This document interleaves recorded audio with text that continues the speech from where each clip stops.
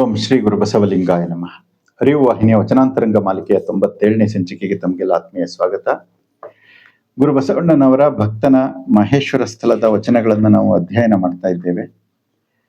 ಈ ವಚನಗಳಲ್ಲಿ ಪ್ರಮುಖವಾಗಿ ಭಕ್ತನ ನಡೆನುಡಿಗಳು ಯಾವ ರೀತಿ ಇರಬೇಕು ಅನ್ನೋ ಒಂದು ವಿಚಾರವನ್ನು ಗುರು ಬಸವಣ್ಣನವರು ನಮಗೆ ಎಳೆಯಾಗಿ ಅತ್ಯಂತ ಸರಳವಾಗಿ ತಿಳಿಸಿಕೊಡ್ತಾ ಇರೋದನ್ನ ನಾವು ಪ್ರತಿಯೊಂದು ವಚನದಲ್ಲಿ ನೋಡ್ತಾ ಇದ್ದೇವೆ. ಈ ಸಂಚಿಕೆಯಲ್ಲಿ 451ರಿಂದ 455ನೇ ವಚನದ ತನಕ ಚಿಂತನೆಯನ್ನ ಅಥವಾ ಅರಿಯುವ ಪ್ರಯತ್ನವನ್ನ ಮಾಡೋಣ. 451ನೇ ವಚನ ಈ ರೀತಿಯಾಗಿದೆ. ಬಡ ಹಾರುವ ನೇಸು ಭಕ್ತನಾದಡೆಯು ನೇಣಿನ ಹಂಗ ಬಿಡ, ಮಾಲೆಗಾರ ನೇಸು ಭಕ್ತನಾದಡೆಯು ಬಾವಿಯ ಬೊಮ್ಮನ ಹಂಗ ಬಿಡ, ಬಣಜಿಗ ನೇಸು ಭಕ್ತನಾದಡೆಯು ಒಟ್ಟಿಲ ಬೆಣಕನ ಹಂಗ ಬಿಡ, ಕಂಚುಗಾರನೇಸು ಭಕ್ತನಾದಡೆಯು ಕಾಳಿಕಾದೇವಿಯ ಹಂಗ ಬಿಡ, ನಾನಾ ಹಂಗಿನವನಲ್ಲ ನಿಮ್ಮ ಶರಣರ ಹಂಗಿನವನಯ್ಯ ಕೂಡಲ ಸಂಗಮ ದೇವ. ಅಂದ್ರೆ ಒಬ್ಬ ವ್ಯಕ್ತಿ ಅವನು ಭಕ್ತಿ ಮಾರ್ಗಕ್ಕೆ ಬಂದು ಭಕ್ತಿ ಪಥವನ್ನ ತುಳಿದ ಬಳಿಕ ಜ್ಞಾನಿಯಾಗಬೇಕು, ಜ್ಞಾನಿಯಾಗಿ ಅನುಭಾವಿಯಾಗಬೇಕು. ಅದು ಆಗದೇ ಇದ್ದರೆ ಏನಾಗುತ್ತೆ ಅನ್ನೋ ಒಂದು ವಿಚಾರವನ್ನ ಗುರುಬಸವಣ್ಣನವರು ಇಲ್ಲಿ ಹೇಳ್ತಾ ಇದ್ದಾರೆ. ಬಡ ಹಾರುವ ನೇಸು ಭಕ್ತನಾದಡೆಯು ನೇಣಿನ ಹಂಗ ಬಿಡ. ಅಂದ್ರೆ ಒಬ್ಬ ಮುಗ್ಧ ಭಕ್ತ ಹಾರುವ ಅಂದ್ರೆ ಇಲ್ಲಿ ಸಾಮಾನ್ಯ ಬ್ರಾಹ್ಮಣಿಕೆಯನ್ನ ಮಾಡುವಂತ ಒಬ್ಬ ವ್ಯಕ್ತಿಯನ್ನ ಕುರಿತು ಹೇಳ್ತಾ ಇದ್ದಾರೆ. ಅಂತ ಮುಗ್ಧ ಭಕ್ತಿಯಲ್ಲಿ ನಿರತನಾದಂತ ಒಬ್ಬ ವ್ಯಕ್ತಿ ಬಡ ಹಾರುವ, ಎಷ್ಟು ಅವನು ಎಂಥ ಭಕ್ತಿಯನ್ನ ಮಾಡ್ತಾ ಇದ್ರೂ ಕೂಡ ಅವನು ಭಕ್ತಿ ಎಂಬ ಕ್ರಿಯೆಯನ್ನ ಮಾಡ್ತಾ ಇದ್ದಾನೆ, ಆದ್ರೆ ಆ ಕ್ರಿಯೆಯಲ್ಲಿ ಜ್ಞಾನ ಇಲ್ಲ. ತಾನು ಆ ನೇಣಿನ ಹಂಗ ಬಿಡ ಅಂತ ಹೇಳ್ತಾ ಇದ್ದಾರೆ. ನೇಣು ಅಂತಂದ್ರೆ ಅವನು ಹಾಕಿಕೊಂಡಿರುವಂತ ಉಪನಯನ ಸಂಸ್ಕಾರದಿಂದ ಬಂದಿರುವಂತ ಒಂದು ಜನಿವಾರ. ಹೀಗೆ ಅವನು ಜನಿವಾರವನ್ನ ಎಳೆ ವಯಸ್ಸಿನಲ್ಲಿ ಹಾಕೊಂಡಿದ್ದಾನೆ, ಮುಂದೆ ಬೆಳೆದು ದೊಡ್ಡವನಾಗ್ತಾ ಇದ್ದಾನೆ, ಭಕ್ತಿ ಮಾಡ್ತಾ ಇದ್ದಾನೆ. ಆದ್ರೆ ಭಕ್ತಿ ಅಂದ್ರೆ ಏನು ಅಂತ ಗೊತ್ತಿಲ್ಲ. ಆ ಬರೀ ನೇಣಿನ ಏನು ಹಾಕೊಂಡಿದ್ದಾನೆ 3 ಎಳೆ ದಾರವನ್ನ, ಆ ದಾರ ಏನು, ಯಾಕೆ ಹಾಕೊಂಡಿದ್ದೀನಿ, ಇದು ಹಾಕೊಂಡ್ರೇನು ಹಾಕೊಳ್ಳದೆ ಇದ್ರೇನು, ಇದರಿಂದ ನಾನು ಏನ್ ಸಾಧನೆ ಮಾಡಬಹುದು ಅಥವಾ ಮಾಡ್ಲಿಕ್ಕೆ ಸಾಧ್ಯ ಇದೆಯೋ ಇಲ್ವೋ, ಏನು ಎತ್ತ, ಅದ್ರ ಬಗ್ಗೆ ಯಾವ ಒಂದು ಪರಿಜ್ಞಾನವೂ ಕೂಡ ಇರೋದಿಲ್ಲ. ತುಂಬಾ ಜನ ಈ ರೀತಿ ಇರುವುದನ್ನ ನಾವು ನೋಡ್ತೇವೆ. ಹಾಗಾಗಿ ಆ ಯಾವ ವಿಚಾರಗಳ ಜ್ಞಾನವೂ ಇಲ್ಲದೆ ಅದನ್ನ ಸುಮ್ಮನೆ ಅದು ಮಾತ್ರ ಇರಬೇಕು, ಯಾಕಿರ್ಬೇಕು ಅಂತ ಗೊತ್ತಿಲ್ಲ, ಅದಿಲ್ಲದೆ ಏನೂ ಆಗೋದಿಲ್ಲ ಅನ್ನೋ ಒಂದು ಭ್ರಮೆಯಲ್ಲಿ ನಾವು ಬದುಕ್ತಾ ಇರ್ತೇವಲ್ಲ ಒಬ್ಬ ಭಕ್ತ, ಅದನ್ನ ಕುರಿತು ಹೇಳ್ತಾ ಇದ್ದಾರೆ. ಅದು ಹಾಕುವುದು ತಪ್ಪು ಅಂತ ಹೇಳ್ತಾ ಇಲ್ಲ, ಆದ್ರೆ ಆ ಹಂಗು ಅದಕ್ಕೆ ಅಂಟುಕೊಂಡಿರುವಂತದ್ದೇನಿದೆಯಲ್ಲ, ಯಾಕೆ ಹಾಕೋಬೇಕು, ಏನು ಅದರ ಪೂರ್ವಾಪರಗಳು ಯಾವುದೂ ಗೊತ್ತಿಲ್ಲದೆ ಇರುವಂತ ನಮ್ಮ ನಡೆನುಡಿಗಳನ್ನ ಇಲ್ಲಿ ಗುರು ಬಸವಣ್ಣನವರು ಪ್ರಶ್ನಿಸ್ತಾ ಇದ್ದಾರೆ. ಅದ್ರ ಕುರಿತು ತಿಳುವಳಿಕೆಯನ್ನ ನಮಗೆ ಕೊಡ್ತಾ ಇದ್ದಾರೆ. ಹಾಗೆ ಮಾಲೆಗಾರನೇಸು ಭಕ್ತನಾದಡೆಯು ಬಾವಿಯ ಬೊಮ್ಮನ ಹಂಗ ಬಿಡ. ಸಾಮಾನ್ಯವಾಗಿ ಈ ಮಾಲೆಗಾರ ಅಂದ್ರೆ ಹೂಗಾರರು, ಹೂವನ್ನ ಕೊಯ್ದು ಹಾರ ಮಾಲೆಯನ್ನ ಮಾಡಿ ಮಾರುವಂಥವ್ರು. ಅಂಥವ್ರು ಕೆಲವರು ಈ ಹಿಂದೆಲ್ಲ ಹೂವು ಎಲ್ಲಿ ಸಿಗ್ತಾ ಇತ್ತು ಅಂದ್ರೆ ಕೊಳದ ಹಳ್ಳದ ಬದಿ ಅಥವಾ ಬಾವಿಯ ಒಂದು ದಡದಲ್ಲಿ ಹೂವಿನ ಗಿಡಗಳು ಬೆಳೆದಿರ್ತಾ ಇತ್ತು. ಯಾಕಂದ್ರೆ ನೀರಿನ ಇದಿರೋದಲ್ಲ ಸಂಪನ್ಮೂಲ, ಅದನ್ನ ಹೀರ್ಕೊಂಡು ಬೆಳೀತಾ ಇತ್ತು. ಹಾಗಾಗಿ ಹೂವು ಸಿಗೋದು ಅಲ್ಲಿ ಒಂದು ಬಾವಿಗೆ ಒಂದು ಏನೋ ಒಂದು ಕೃತಜ್ಞತಾ ಪೂರ್ವಕವಾಗಿ ಒಂದು ಮೂರ್ತಿಯನ್ನ, ಯಾವುದೋ ಒಂದು ರೀತಿಯಾದ ಬೊಮ್ಮ ಅಂತೇಳಿ ಹೇಳ್ತಾ ಇದ್ದಾರೆ ಇಲ್ಲಿ, ಆ ಬೊಮ್ಮನ ಮೂರ್ತಿಯನ್ನ ಅಲ್ಲಿ ಮಾಡಿಟ್ಟಿರ್ತಾ ಇದ್ರು. ಅದಕ್ಕೆ ಪೂಜೆ ಮಾಡೋದು, ನೀರನ್ನ ತೆಗೆದುಕೊಳ್ಳೋದು, ಈ ರೀತಿಯಾದಂತ ಒಂದು ಪರಿಕಲ್ಪನೆಗಳು ಆ ಬಾವಿಯಲ್ಲಿ, ಯಾವುದೇ ಒಂದು ಬಾವಿಯಲ್ಲಿ ಅದರ ಇರುತ್ತೆ. ಹಾಗಿದ್ದಾಗ ಏನಾಗೋದು, ಈ ಬಾವಿಯ ಹೂವನ್ನ ಕೊಯ್ದಂತವನು ಆ ಮೂರ್ತಿಗೆ ಪೂಜೆ ಮಾಡೇ ಬರಬೇಕು ಅನ್ನುವಂತ, ಅಥವಾ ತನ್ನ ಕಟ್ಟಿದಂತ ಮಾಲೆಯನ್ನ, ಮೊದಲ ಮಾಲೆಯನ್ನ ಆ ಒಂದು ಬೊಮ್ಮನಿಗೆ ಅರ್ಪಿಸ್ಬೇಕು ಅನ್ನುವಂತ ಒಂದು ವಿಧಾನ. ಇದನ್ನ ಯಾಕೆ ಮಾಡಬೇಕು, ಮಾಡದಿದ್ರೆ ಏನಾಗುತ್ತೆ ಅನ್ನುವಂತ ಈ ತಿಳುವಳಿಕೆ ಅಥವಾ ಅರಿವು, ಆ ಪ್ರಜ್ಞಾಪೂರ್ವಕವಾದಂತ ಅರಿವು ಏನಿದೆ ಅದು ಇರೋದಿಲ್ಲ. ಸುಮ್ಮನೆ ಅದನ್ನ ಮಾಡ್ಬೇಕು. ನಮ್ಮ ಅಪ್ಪನೂ ಮಾಡ್ತಾ ಇದ್ದ, ನಾನು ಮಾಡ್ತಾ ಇದ್ದೀನಿ, ನಮ್ಮ ತಾತನೂ ಮಾಡ್ತಾ ಇದ್ದ, ಹಾಗಾಗಿ ಅದನ್ನ ನಾನು ಮಾಡ್ಕೊಂಡೇ ಬರ್ಬೇಕು, ಇಲ್ಲದಿದ್ರೆ ನನಗೆ ಕೆಟ್ಟದಾಗುತ್ತೆ. ಯಾಕೆ ಕೆಟ್ಟದಾಗುತ್ತೆ, ಆದ್ರೆ ಮಾಡದಿದ್ರೆ ಕೆಟ್ಟದಾಗುತ್ತಾ? ಈ ರೀತಿಯಾದಂತ ವಿವೇಚನಾಯುಕ್ತವಾಗಿ ಮಾಡುವಂತ ಕ್ರಿಯೆಗಳು ಅಲ್ಲಿರೋದಿಲ್ಲ. ಹಾಗಾಗಿ ಮಾಲೆಗಾರನೇ ಸುಭಕ್ತನಾದಡೆಯು ಬಾವಿಯ ಬೊಮ್ಮನ ಹಂಗ ಬಿಡ. ಮಾಡ್ತಾ ಇದ್ರು, ಹಿಂದಿನವ್ರು ಮಾಡ್ತಾ ಇದ್ರು, ನಾನು ಮಾಡ್ತಾ ಇದ್ದೀನಿ ಅನ್ನೋ ಒಂದು ಭಾವದಲ್ಲಿ ಮಾಡುವುದು, ಜ್ಞಾನ ಇಲ್ಲದೆ. ಹಾಗೆ ಬಣಜಿಗನೇ ಸುಭಕ್ತನಾದಡೆಯು ಒಟ್ಟಿಲ ಬೆನಕನ ಹಂಗ ಬಿಡ. ಬಣಜಿಗ ಅಂದ್ರೆ ವ್ಯಾಪಾರಿ, ಸಾಮಾನ್ಯ ಒಬ್ಬ ವ್ಯಾಪಾರಿ ಎಂಥ ಭಕ್ತನಾದ್ರೂ ಕೂಡ ಕೆಲವರು ಯಾವ ರೀತಿ ಇರ್ತಾರೆ ಅಂದ್ರೆ, ಒಟ್ಟಿಲ ಬೆನಕನ ಹಂಗ ಬಿಡ. ಅಂದ್ರೆ ಯಾವ್ದೋ ಒಂದು ರಾಶಿ ಇರುತ್ತೆ, ಅಥವಾ ಏನೋ ಒಂದು ಏನೋ ಸಂಪಾದನೆ ಆಗಿರುತ್ತೆ, ಅದ್ರ ಮೇಲೆ ಸಗಣಿಯ ಬೆನಕನ್ನ ಮಾಡಿ ಕೂರಿಸಿ ಅದಕ್ಕೆ ಪೂಜೆ ಮಾಡೋದು. ಈ ಹಂಗನ್ನ ಅವನು ಬಿಡೋದಿಲ್ಲ. ಯಾಕೆ ಮಾಡ್ಬೇಕೋ ಬೇಡವೋ ಯಾವ ರೀತಿಯಾದಂತ ಜ್ಞಾನ ಇರ್ದೇನೆ ಅದನ್ನ ಸುಮ್ಮನೆ ಮಾಡುವುದು. ಇನ್ನೊಬ್ರು ಮಾಡ್ತಾರೆ ಅಂತ ತಿಳ್ಕೊಂಡ್ ಮಾಡೋದು, ನಮ್ಮ ಹಿಂದಿನವ್ರು ಮಾಡ್ತಾರೆ ಅಂತ ತಿಳ್ಕೊಂಡ್ ಮಾಡೋದು, ಅದರ ಪೂರ್ವಾಪರ ಚಿಂತನೆಗಳು ಇರೋದಿಲ್ಲ. ಆ ರೀತಿಯಾಗಿ ಮಾಡುವಂತ ಭಕ್ತಿಯನ್ನು ಕುರಿತು ಬಸವಣ್ಣವರು ಹೇಳ್ತಾ ಇದ್ದಾರೆ. ಕಂಚುಗಾರನೇಸು ಭಕ್ತನಾದಡೆಯೋ ಕಾಳಿಕಾದೇವಿಯ ಹಂಗ ಬಿಡ. ಈ ಕಂಚಿನ ಪ್ರತಿಮೆಗಳನ್ನ ಮಾಡುವಂತ ಒಂದು ವೃತ್ತಿ, ಕಾಯಕ. ಆ ವೃತ್ತಿಯನ್ನ ಮಾಡುವಂತ ವ್ಯಕ್ತಿ ಒಬ್ಬ ಭಕ್ತನಾದ್ರೆ ಅವನೇನ್ ಮಾಡ್ತಾನೆ, ಮೊದಲು ಕಾಳಿಕಾದೇವಿ ಅಥವಾ ತಾನು ಯಾವ ಮೂರ್ತಿಯನ್ನ ಮಾಡಿರ್ತಾನೋ ಆ ಮೂರ್ತಿಗೆ ಅಟ್ಯಾಚ್ ಆಗಿರ್ತಾನೋ ಅದಕ್ಕೆ ಮೊದಲು ಪೂಜೆಯನ್ನ ಮಾಡುವಂತಹದ್ದು. ಅಥವಾ ಅವರು ಹೆಚ್ಚಿನ ಕಂಚುಗಾರರು ಕಾಳಿಕಾದೇವಿಗೆ ಹೆಚ್ಚು ಸಮರ್ಪಣೆಯನ್ನು ಮಾಡ್ಕೊಂಡಂತವ್ರು ಇರಬಹುದು, ಅದಕ್ಕೆ ಹೇಳ್ತಾ ಇರ್ಬೋದು. ಆ ಕಾಳಿಕಾದೇವಿಗೆ ಮೊದಲು ಎಲ್ಲವನ್ನ ಸಲ್ಲಿಸಿ ನಂತರ ಮಾಡುವಂತ ಒಂದು ಕ್ರಿಯೆ. ಈ ರೀತಿಯಾಗಿ ಆದ್ರೆ ಆ ಕಾಳಿಕಾದೇವಿ ಯಾರು, ಹೇಗೆ ಭಕ್ತಿಯನ್ನ ಮಾಡಬೇಕು, ಅದರ ಅವಶ್ಯಕತೆ ಇದೆಯಾ, ಮಾಡದೇ ಇದ್ರೆ ಏನಾಗುತ್ತೆ, ಈ ರೀತಿಯಾದ ಪೂರ್ವಾಪರ ಚಿಂತನೆಗಳು ಇಲ್ಲದೆ ಮಾಡುವಂತ ಭಕ್ತಿ. ಅದಕ್ಕೆ ಹೇಳ್ತಾ ಇದ್ದಾರೆ, ಕಂಚುಗಾರನೇ ಸುಭಕ್ತನಾದ, ಎಂಥ ಭಕ್ತನಾದ್ರೂ ಕೂಡ ಕಾಳಿಕಾದೇವಿಗ ಹಂಗು ಬಿಡ. ನಾಲಿಗೆ ತೆಗೆದುಕೊಂಡು ಹಿಂಗಿರುತ್ತಲ್ಲ ಕಾಳಿಕಾದೇವಿ, ಆ ಹಂಗನ್ನ ಅವನು ಬಿಡೋದಿಲ್ಲ, ಅದಕ್ಕೆ ಅಂಟ್ಕೊಂಡೇ ಇರ್ತಾನೆ. ಅಂದ್ರೆ ಜ್ಞಾನಯುಕ್ತವಾಗಿ ಮಾಡೋದಿಲ್ಲ ಭಕ್ತಿಯನ್ನ ಅನ್ನುವುದು ಈ ಎಲ್ಲ ವಿಚಾರಗಳಿಂದ ನಮಗೆ ಗೊತ್ತಾಗ್ತಾ ಇದೆ. ಮುಂದೆ ಹೇಳ್ತಾರೆ, ನಾನಾ ಹಂಗಿನವನಲ್ಲ. ನಾನಾ ಅಂತಂದ್ರೆ ನಾನು, ಆ ಹಂಗಿನವನಲ್ಲ. ಗುರು ಬಸವಣ್ಣವ್ರು ಹೇಳ್ತಾ ಇದ್ದಾರೆ, ತಾವು ಈ ಯಾವ ಒಂದು ಬಂಧನಗಳಿಗೂ ಬಂಧಿತರಾದರಲ್ಲ ಅನ್ನೋ ಒಂದು ವಿಚಾರವನ್ನ ತಿಳಿಸ್ಕೊಡ್ತಾ ಇದ್ದಾರೆ. ಆದ್ರೆ ನಾನು ನಿಮ್ಮ ಶರಣರ ಹಂಗಿನವನಯ್ಯ. ಶರಣರ ಹಂಗಿನವನಯ್ಯ ಅಂದ್ರೆ, ಶರಣರು ಅಂತಂದ್ರೆ ಜ್ಞಾನಿಗಳು, ಅನುಭಾವಿಗಳು, ಸತ್ಯವನ್ನೇ ನುಡಿದು ಸತ್ಯದಂತೆ ನಡೆದಂಥವರು, ಸತ್ಯವೇ ತಾವಾದವರು. ಅಂಥವರ ನಡೆನುಡಿಯಲ್ಲಿದ್ದಾಗ ಏನಾಗುತ್ತೆ ಅಂದ್ರೆ ನಮಗೆ ಜ್ಞಾನದ ಹೊಸ ಮಾರ್ಗಗಳು ಕಾಣ್ತವೆ. ಇಲ್ಲದಿದ್ರೆ ನಮಗೆ ಎಲ್ಲ ಬಂಧನಕ್ಕೆ ಒಳಪಡ್ತೀವಿ ನಾವು. ಆ ಬಂಧನಗಳಿಂದ ಮುಕ್ತಿಯನ್ನು ಪಡೆಯುವುದೇ ಶರಣ ಮಾರ್ಗ. ಅದನ್ನೇ ಗುರು ಬಸವಣ್ಣನವರು ನಮಗೆ ಕಟ್ಟಿಕೊಟ್ಟಿದ್ದು. ಬಂಧನಗಳಿಂದ ಮುಕ್ತಿ, ಎಲ್ಲ ರೀತಿಯ ಬಂಧನಗಳಿಂದ ಮುಕ್ತಿ, ಆ ಬಿಡುಗಡೆಯನ್ನ ಗುರು ಬಸವಣ್ಣನವರು ನಮಗೆ ತೋರಿಸ್ಕೊಟ್ರು. ಹಾಗಾಗಿ ನಾವು ಶರಣರ ಒಡನಾಟದಲ್ಲಿರ್ಬೇಕು, ಸಜ್ಜನರ ಒಡನಾಟದಲ್ಲಿರ್ಬೇಕು, ಅನುಭಾವಿಗಳ ಒಡನಾಟದಲ್ಲಿ ಇದ್ರೆ ಆಗ ನಮಗೆ ಈ ಎಲ್ಲ ಮೇಲೆ ಹೇಳಿದಂತ ಎಲ್ಲ ಬಂಧನಗಳಿಂದ ನಾವು ಮುಕ್ತಿಯನ್ನ ಪಡಿಲಿಕ್ಕೆ ಅನುವು ಆಗ್ತಾ ಇದೆ ಅನ್ನುವುದು ಗುರು ಬಸವಣ್ಣನವರ ಒಂದು ಸ್ಪಷ್ಟ ಸಂದೇಶ. ಮುಂದಿನ ವಚನದಿಂದ ಗುರು ಬಸವಣ್ಣನವರು ಯಾವ ವಿಚಾರಗಳನ್ನು ತಿಳಿಸ್ಕೊಡ್ತಾ ಇದ್ದಾರೆ ಅಂದ್ರೆ, ಹೆಚ್ಚಾಗಿ ಅಷ್ಟಾವರಣಗಳ ಒಂದು ವಿಚಾರಗಳನ್ನ ತಿಳಿಸಿಕೊಡ್ತಾ ಇದ್ದಾರೆ. 452ನೇ ವಚನ ಈ ರೀತಿಯಾಗಿದೆ. ಶ್ರೀ ವಿಭೂತಿ ರುದ್ರಾಕ್ಷಿ ಇದ್ದವರ ಲಿಂಗವೆಂಬೆ, ಇಲ್ಲದವರ ಭವಿ ಎಂಬೆ, ಕೂಡಲ ಸಂಗಮ ದೇವ ಸದ್ಭಕ್ತರ ನೀನೆಂಬೆ. ಈ ವಚನದಲ್ಲಿ ಹೇಳ್ತಾ ಇದ್ದಾರೆ, ಶ್ರೀ ವಿಭೂತಿ ರುದ್ರಾಕ್ಷಿ ಇದ್ದವರ ಲಿಂಗವೆಂಬೆ. ಶ್ರೀ ರುದ್ರಾಕ್ಷಿ ವಿಭೂತಿ ಇವುಗಳ ಧಾರಣೆ ಆಗಿರಬೇಕು. ಧಾರಣೆ ಅಂತಂದ್ರೆ ಏನು ಅಂದ್ರೆ ಧರಿಸುವುದು.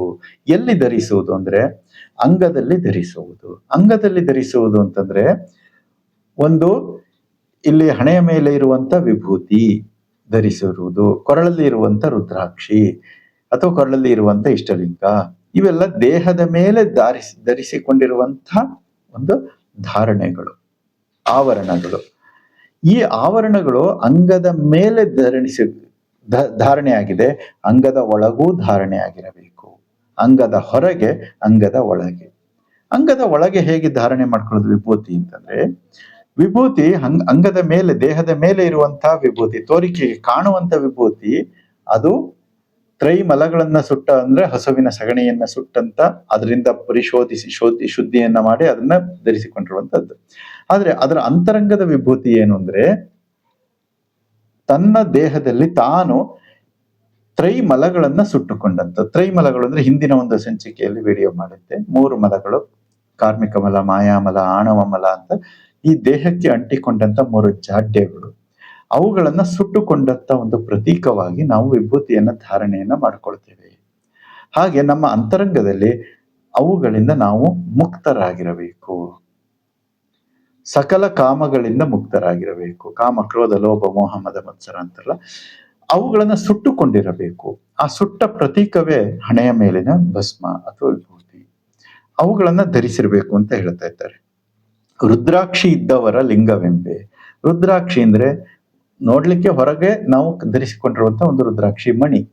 ಆದರೆ ಆ ರುದ್ರಾಕ್ಷಿ ಏನನ್ನ ಸಂಕೇತಿಸ್ತಾ ಇದೆ ಅಂದ್ರೆ ಶಿವಾಚಾರವನ್ನ ಸಂಕೇತಿಸ್ತಾ ಇದೆ, ನನ್ನ ಚಿನ್ಮಯ ದೃಷ್ಟಿಯನ್ನ ಸಂಕೇತಿಸ್ತಾ ಇದೆ. ಅಕ್ಷಿ ಅಂದ್ರೆ ಕಣ್ಣು, ರುದ್ರ ಅಂತಂದ್ರೆ ಶಿವ, ಶಿವನ ಕಣ್ಣು, ಶಿವನ ಆಚಾರ ಅಂದ್ರೆ ನೋಡುವ ಎಲ್ಲ ದೃಷ್ಟಿ ಶಿವಮಯವಾಗಿರಬೇಕು ಅಂತ, ಎಲ್ಲ ಮಂಗಳಮಯವಾಗಿರಬೇಕು. ನೋಡುವ ದೃಷ್ಟಿ ಎಲ್ಲವೂ ಕೂಡ ಮಂಗಳಮಯವಾಗಿರಬೇಕು.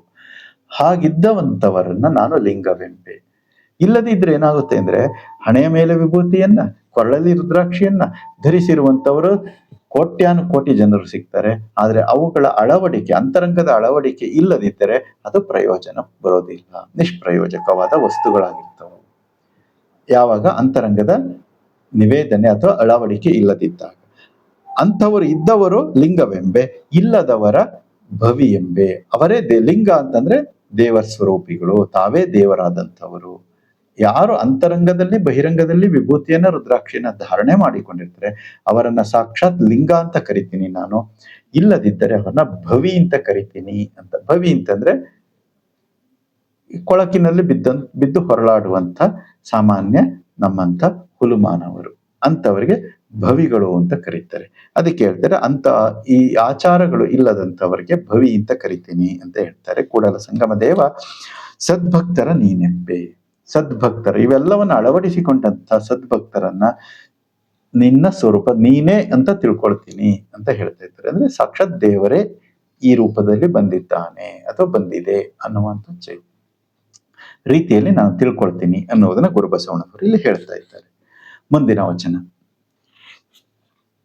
ದೇವ ಸಹಿತ ಭಕ್ತ ಮನೆಗೆ ಬಂದರೆ ಕಾಯಕವಾವುದೆಂದು ಬೆಸೆಗೊಂಡನಾದಡೆ ನಿಮ್ಮಾಣೆ ನಿಮ್ಮ ಪ್ರಮಥರಾಣೆ.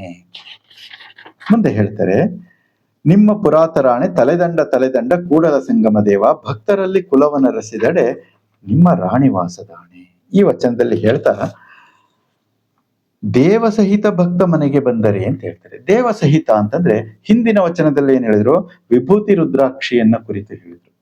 ಇಲ್ಲಿ ದೇವಸಹಿತ ಅಂತ ಹೇಳ್ತಾರೆ. ದೇವಸಹಿತ ಅಂತಂದ್ರೆ ಲಿಂಗ, ಇಷ್ಟಲಿಂಗ. ಇಷ್ಟಲಿಂಗ ಕುರುಹಿನ ಸ್ವರೂಪ ಅಂದ್ರೆ ಸಾಕ್ಷಾತ್ ಮಹಾಲಿಂಗ ಏನಿದೆ ಅದರ ಒಂದು ಚುಳುಕಾದ ಚೇತನ ಇಷ್ಟಲಿಂಗ. ಅದನ್ನ ದೇಹದ ಮೇಲೆ ಧರಿಸಿಕೊಂಡು ಬರಬೇಕು. ಹಾಗೆ ದೇಹದ ಮೇಲೆ ಧರಿಸಿಕೊಂಡು ಬಂದಂತ ವ್ಯಕ್ತಿಗಳನ್ನ ನಾನು ಸಾಕ್ಷಾತ್ ಲಿಂಗವೆಂಬೆ ಅಂತ ಹೇಳ್ತಾರೆ. ಹಾಗಾದ್ರೆ ಯಾರ್ ಬೇಕಾದ್ರೂ ಇಷ್ಟಲಿಂಗವನ್ನ ಕಟ್ಕೊಂಡು ಬಂದ್ರೆ ಇಷ್ಟಲಿಂಗ ದೇವರಾಗ್ಲಿಕ್ಕೆ ಸಾಧ್ಯನಾ ಅಂದ್ರೆ ಇಲ್ಲ. ಇದು ಅಂತರಂಗದ ಅಳವಡಿಕೆ ಆಗ್ಲೇಬೇಕು. ದೇಹದ ಮೇಲೆ ಧರಿಸಿಕೊಂಡಂತ ಇಷ್ಟಲಿಂಗ ಅದು ಕುರುಹಿನ ಇಷ್ಟಲಿಂಗ ಆಯ್ತು. ಕುರುಹು ಅದು ಅರುಹಿನ ಇಷ್ಟಲಿಂಗ ಆಗೋದು ಯಾವಾಗ ಅಂದ್ರೆ ಆ ಇಷ್ಟಲಿಂಗ ಅಂತರಂಗಕ್ಕೆ ವೇದಿಸಿದಾಗ, ಅಂತರಂಗದಲ್ಲಿ ಅಳವಟ್ಟಾಗ. ಇಷ್ಟಲಿಂಗ ಅಂತರಂಗದಲ್ಲಿ ಅಳವಡುವುದು ಅಂದ್ರೆ ಏನು ಅಂದ್ರೆ ತಾನು ಆ ಧರಿಸಿಕೊಂಡಂತ ಆ ಚೈತನ್ಯ ಮತ್ತೆ ಸೃಷ್ಟಿಗೆ ಕಾರಣೀಭೂತವಾದಂತ ಮಹಾ ಚೈತನ್ಯ, ಇವೆರಡಕ್ಕೂ ಯಾವುದೇ ರೀತಿಯಾದಂತ ಭಿನ್ನತೆ ಇಲ್ಲ. ನಾನು ಸಾಕ್ಷಾತ್ ಆ ಸೃಷ್ಟಿಯ ಸ್ವರೂಪವೇ ಇದ್ದೀನಿ ಅಂತ ಯಾರು ಒಬ್ಬ ವ್ಯಕ್ತಿ ತಿಳ್ಕೊಳ್ತಾನೆ, ಧರಿಸಿಕೊಳ್ತಾನೆ, ಅವನು ಮಾತ್ರ ಇಲ್ಲಿ ದೇವಭಕ್ತ. ಅದನ್ನ ಹೇಳ್ತಾರೆ ದೇವ ಸಹಿತ ಭಕ್ತ. ಈ ರೀತಿಯಾಗಿ ಬರಬೇಕು ಅಂತ ಅಂತರಂಗ ಮತ್ತೆ ಬಹಿರಂಗದ ಅಳವಡಿಕೆ. ಹಾಗೆ ಬಂದಂಥವ್ರು ಮನೆಗೆ ಬಂದರೆ ಕಾಯಕವಾವುದೆಂದು ಬೆಸೆಗೊಂಡನಾದ್ರೆ ಅವರ ನಿನ್ನ ಕಾಯಕ ಯಾವುದು ಅಂದ್ರೆ ಮೇಲ್ಕಾಯಕ, ಕೆಳಕಾಯಕ, ಉಚ್ಚ ಕಾಯಕ, ನೀಚ ಕಾಯಕ, ಅಧಮ ಕಾಯಕ ಅಂತ ನಾನು ಬೇರೆ ರೀತಿಯಾಗಿ ಅವ್ರು ಯಾವುದೇ ಕಾಯಕವನ್ನ ಮಾಡ್ತಿರ್ಲಿ ಜೀವನ ನಿರ್ವಹಣೆಗೆ ಎಲ್ಲ ಕಾಯಕಗಳನ್ನು ನಾನು ಸಮನಾಗಿ ಕಾಣುತ್ತೇನೆ ಅಥವಾ ಕಾಣಬೇಕು. ಭಕ್ತನಾದಂಥವನು ಈ ರೀತಿ ನಡ್ಕೊಳ್ಬೇಕು ಅಂತ ನಮಗೆ ತಿಳಿಸ್ಕೊಡ್ತಾ ಇದ್ದಾರೆ. ಯಾರಲ್ಲೂ ಕೂಡ ಕಾಯಕ ಯಾವುದು ಅಂತ ಕೇಳಿ ಅವರನ್ನ ಅವಮಾನಿಸಬಾರದು ಅನ್ನುವುದು ಇದರ ಸಂದೇಶ. ನಿಮ್ಮ ಆಣೆ ನಿಮ್ಮ ಪುರಾತರಾಣೆ ತಲೆದಂಡ. ಈ ರೀತಿ ಆದ್ರೆ ನನ್ನ ತಲೆದಂಡವಾಗಲಿ ಅನ್ನುವುದು. ಅಂದ್ರೆ ನಾವು ಯಾರಲ್ಲಿಯೂ ಕೂಡ ಕಾಯಕ, ಅವರ ಸ್ಥಿತಿವಂತಿಕೆ ಇವುಗಳನ್ನ ಅಳೆಯಬಾರದು. ಸ್ಥಿತಿವಂತಿಕೆ ಯಾವುದು ಅಂದ್ರೆ ಅವರ ಶರಣತ್ವ, ಅವರು ಸಾಧಿಸಿದ ಲಿಂಗತತ್ವ, ಇವುಗಳು ಸ್ಥಿತಿವಂತಿಕೆಯ ಹೊರತು ಅವರ ಕಾಯಕವಲ್ಲ ಅನ್ನುವುದು ಈ ವಚನದ ಒಂದು ಸ್ಪಷ್ಟ ಸಂದೇಶ. ಮುಂದಿನ ವಚನ 454. ಲಿಂಗಾಂಗಿಗಳಲ್ಲದವರ ಶರಣ ಸಂಘವಿಲ್ಲದವರ ಕಂಡಡೆ ನಾಚುವೆ, ಅವರ ನುಡಿ ಎನಗೆ ಸಮನಿಸದಯ್ಯ, ಕೂಡಲ ಸಂಗಮ ದೇವ ನೀನು ಅಲ್ಲಿ ಇಲ್ಲದ ಕಾರಣ. ಲಿಂಗಾಂಗಿಗಳಲ್ಲದವರ ಅಂದ್ರೆ ಲಿಂಗವನ್ನ ಅಂಗದಲ್ಲಿ ಧರಿಸದವರ, ಲಿಂಗಾಂಗಿಗಳಲ್ಲದವರ, ಅಂಗವು ಲಿಂಗವಾಗದವರ ಅಂತ. ಲಿಂಗ ಅಂಗಿ ಅಂದ್ರೆ ಅಂಗವು ಲಿಂಗವಾಗದವರ, ಲಿಂಗಾಂಗಿಗಳಲ್ಲದವರ. ನೋಡ್ಲಿಕ್ಕೆ ಬಹಳ ಸರಳವಾದಂತ ಪದ, ಆದ್ರೆ ಈ ಪದದ ಅರ್ಥ ಇದೆಯಲ್ಲ ಬಹಳ ಕಷ್ಟ. ಯಾಕೆಂದ್ರೆ ಇಡೀ ನಮ್ಮ ಜೀವನವನ್ನ ಅಳವಡಿಸಿಕೊಂಡಿರುತ್ತೆ, ಅದು ಇಡೀ ನಮ್ಮ ದೇಹವನ್ನ ಅಳವಡಿಸಿಕೊಂಡಿರುತ್ತೆ. ಹಾಗಾಗಿ ಹೇಳೋದಕ್ಕೆ ಲಿಂಗಾಂಗಿ ಬಹಳ ಸುಲಭ, ಲಿಂಗ ಅಂಗ ಅಥವಾ ಅಂಗ ಲಿಂಗವಾಗುವ ಪ್ರಕ್ರಿಯೆ ಇದೆಯಲ್ಲ ಅದು ಬಹಳ ಕಷ್ಟ, ಅಷ್ಟು ಸುಲಭದ ಮಾತಲ್ಲ ಅದು. ಅದಕ್ಕೆ ಹೇಳ್ತಾ ಇದ್ದಾರೆ, ಅಂಥ ಅಂಗ ಲಿಂಗ ಆಗದೆ ಇದ್ರೆ ಶರಣ ಸಂಘವಿಲ್ಲದವರ, ಶರಣರ ಸಂಘದಲ್ಲಿ ಇಲ್ಲದವರ ಕಂಡಡೆ ನಾಚುವೆ. ಇಲ್ಲಿ ಇಷ್ಟಲಿಂಗವನ್ನ ಧರಿಸಿಕೊಳ್ಳೋದು ಮಾತ್ರ ಅಲ್ಲ, ಅದು ಸಮರಸ ಆಗಬೇಕು. ಅಂದ್ರೆ ಆ ವ್ಯಕ್ತಿ ಧರಿಸಿರುವಂತ ವ್ಯಕ್ತಿಯ ಅಂತರಂಗದಲ್ಲಿ ಸಂಪೂರ್ಣವಾಗಿ ಅದು ವೇದ್ಯವಾಗಿರಬೇಕು, ಅಳವಟ್ಟಿರಬೇಕು. ಮತ್ತೆ ಶರಣರ ಸಂಘದಲ್ಲಿ ಅವರು ಯಾವಾಗಲೂ ಇರಬೇಕು. ಅಂಥ ವ್ಯಕ್ತಿಗಳು ಶರಣರ ಸಂಘದಲ್ಲಿ ಇದ್ದೇ ಇರ್ತಾರೆ. ಇಲ್ದಿದ್ರೆ ಅಂಥವ್ರನ್ನ ಕಂಡ್ರೆ ನಾಚುವೆ, ನನಗೆ ಒಂಥರ ಬೇಸರಿಕೆ ಅಂತ ಹೇಳ್ತಾ ಇದ್ದಾರೆ ಗುರುಬಸವಣ್ಣನವರು. ಅವರ ನುಡಿ ಎನಗೆ ಸಮನಿಸದಯ್ಯ, ನನಗೆ ಅಂಥವರ ನುಡಿ ಇಷ್ಟ ಆಗೋದಿಲ್ಲ. ಕೂಡಲ ಸಂಗಮ ದೇವ, ಯಾಕೆಂದ್ರೆ ನೀನು ಅಲ್ಲಿ ಇಲ್ಲದ ಕಾರಣ. ನೀನು ಅಂದ್ರೆ ಆ ಲಿಂಗತತ್ವವ ಅಂಥ ವ್ಯಕ್ತಿಗಳಲ್ಲಿ ಇಲ್ಲ ಅಂತಂದ್ರೆ ಅವರ ನಡೆನುಡಿಗಳು ಯಾವ ರೀತಿ ಇರ್ತವೆ, ಏನೇನೋ ಮಾತಾಡ್ತಾರೆ, ಅವಾಚ್ಯ ಶಬ್ದಗಳನ್ನ ಮಾತಾಡ್ತಾರೆ, ನಡೆನುಡಿಗಳು ವಿಕೃತವಾಗಿರ್ತವೆ. ಅಂಥವರ ನಡೆನುಡಿಗಳು ಸತ್ಪಾತ್ರಕ್ಕೆ ಸಲ್ಲದಯ್ಯ. ಹಾಗಾಗಿ ಅಂಥವ್ರು ನನಗೆ ಅಂಥವ್ರ ಜೊತೆಯಲ್ಲಿ ಇರೋದಕ್ಕೆ ನನಗೆ ಮನಸ್ಸಾಗೋದಿಲ್ಲ ಅಂತ ಹೇಳ್ತಾರೆ. ಇದರಿಂದ ನಮಗೇನ್ ಕಲಿಬಹುದು? ಬಸವಣ್ಣನವರು ಅವ್ರಿಗೆ ಇಷ್ಟ ಆಗೋದಿಲ್ಲ ಅಂತ ಹೇಳ್ತಾ ಇದ್ದಾರೆ. ಅದು ನಮಗೇನ್ ಇದರಿಂದ ಮಾರ್ಗದರ್ಶನ ಸಿಗುತ್ತೆ ಸಾಧಕ ಜೀವಿಗಳಿಗೆ ಅಂದ್ರೆ, ನಾವು ಆ ರೀತಿ ನಡ್ಕೋಬೇಕು ಅಂತ. ಸಜ್ಜನ ಸದ್ಭಕ್ತರಲ್ಲದವರ ಕೂಡ ಅಂದ್ರೆ ಅಜ್ಞಾನಿಗಳು ಕೂಡ ಎಂತೆಂಥದೋ ಮಾತನಾಡುವಂಥವ್ರು, ಅಂಥವರ ಒಡನಾಟದಲ್ಲಿ ಇರದೇ ಇರುವುದು ಸೂಕ್ತ ಅನ್ನುವಂಥ ಒಂದು ಮಾರ್ಗದರ್ಶನ ನಮಗೆ ಈ ವಚನದಲ್ಲಿ ಸಿಗ್ತಾ ಇದೆ. ಯಾಕೆಂದ್ರೆ ನಾವು ಉನ್ನತ ಸಾಧನೆಯನ್ನ ಮಾಡ್ಲಿಕ್ಕೆ ಸಾಧ್ಯ ಆಗೋದಿಲ್ಲ.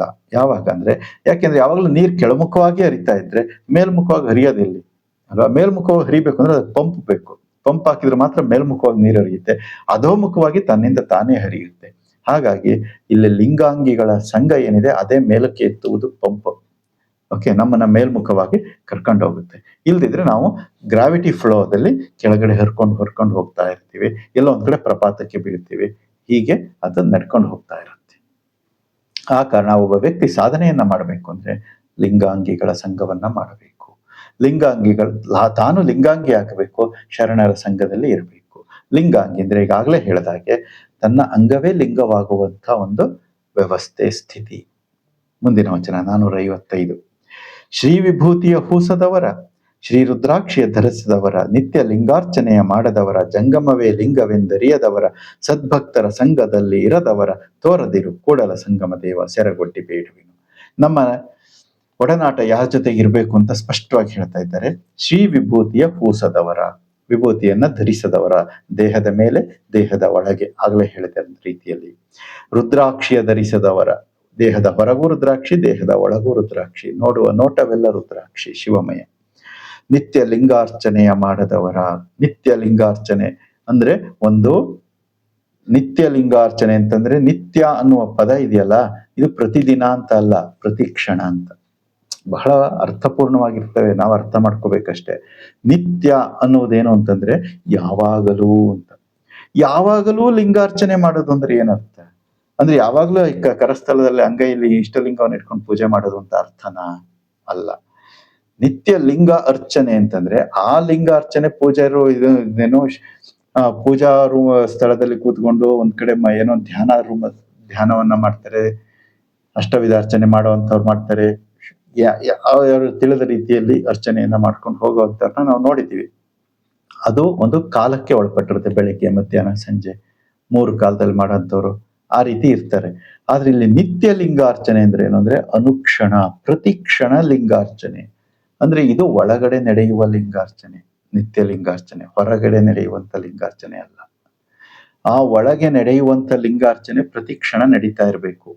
ಹೊರಗೆ ನಡೆಯುವಂತ ಲಿಂಗಾರ್ಚನೆ ಅದು ಬ್ಯಾಟ್ರಿಗೆ ಯಾವಾಗ ನಾವು ಚಾರ್ಜ್ಗೆ ಹಾಕಿರ್ತೀವಲ್ವಾ, ಬ್ಯಾಟ್ರಿ ಚಾರ್ಜ್ ಆಗ್ಲಿ ಅಂತ, ಹಾಗೆ ಒಂದು ಅರ್ಧ ಗಂಟೆ ಚಾರ್ಜ್ಗೆ ಹಾಕಿರ್ತೀವಿ. ಅರ್ಧ ಗಂಟೆ ಚಾರ್ಜ್ ಆದ ಮೊಬೈಲ್ನ ಇಡೀ ದಿನ ಉಪಯೋಗಿಸ್ತೀವಿ. ಹಾಗೆ ಇದು ಅರ್ಧ ಗಂಟೆ ಬೆಳಗ್ಗೆ ಒಂದು 10 ನಿಮಿಷ ಅಥವಾ ಅರ್ಧ ಗಂಟೆ, 1 ಗಂಟೆ ಮಧ್ಯಾಹ್ನ ಯಾವಾಗ ಮಾಡೋವಂಥವ್ರು, ಸಂಜೆ ಮಾಡೋವಂಥವ್ರು ಮಾಡ್ಕೊಳ್ತಾರಲ್ಲ, ಅದು ಬ್ಯಾಟ್ರಿ ಚಾರ್ಜಿಂಗ್ ಪಾಯಿಂಟ್ ಇದ್ದಂಗೆ.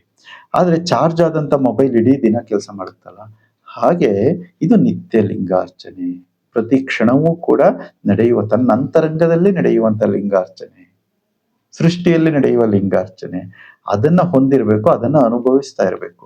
ಅಂಥ ನಿತ್ಯ ಲಿಂಗಾರ್ಚನೆಯ ಮಾಡದವರ, ಅಳವಡಿಸಿಕೊಳ್ಳದವರ, ಜಂಗಮವೇ ಲಿಂಗವೆಂದರಿಯದವರ, ಅಂದ್ರೆ ಇಡೀ ಸೃಷ್ಟಿ ಜಂಗಮ ಅಂತಂದ್ರೆ ಏನು?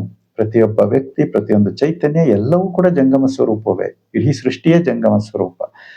ಅಂಥ ಜಂಗಮವೇ ಲಿಂಗವೆಂದರಿಯದವರ, ಅದೇ ಸಾಕ್ಷಾತ್ ಲಿಂಗ ಸ್ವರೂಪ ಅಂತ ಅರಿಯದವರ, ಸದ್ಭಕ್ತರ ಸಂಘದಲ್ಲಿ ಇರದವರ, ಒಳ್ಳೆಯ ಜನರ ಒಡನಾಟದಲ್ಲಿ ಇರದಂಥವರ